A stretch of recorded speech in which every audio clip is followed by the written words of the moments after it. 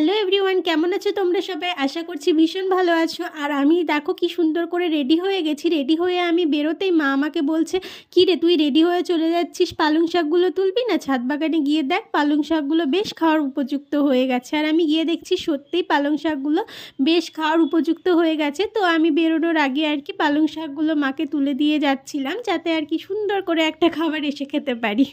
আর প্রত্যেকটা পালং শাকগুলোই বেশ ফ্রেশ ছিল। নিজের বাড়িতে পালং শাক হলে তোমরা জানোই তো কতটা ফ্রেশ হয়। তো আমি কিছুই না, ওই পেঁয়াজের খোসা ভেজানো জল দিতাম আর নর্মাল জল দিয়েছিলাম। আর প্রত্যেকটা গাছের গোড়াতে গোড়াতেই পালং শাক কিছু গ্রো ব্যাগে আর কি দুটো একটা বীজ ফেলে রেখেছিল আম্মু। তো সেইগুলো থেকে কিছু কিছু পালং শাকও হয়েছিল, আর সেগুলো বেশ খাওয়ার মতো হয়ে গেছিলো। তো তোমাদের কেমন লাগলো বলো? কে কে এবার শীতে ছাদ বাগানে পালং শাক করেছে অবশ্যই কমেন্টে জানাবে। আজকের মতো টাটা।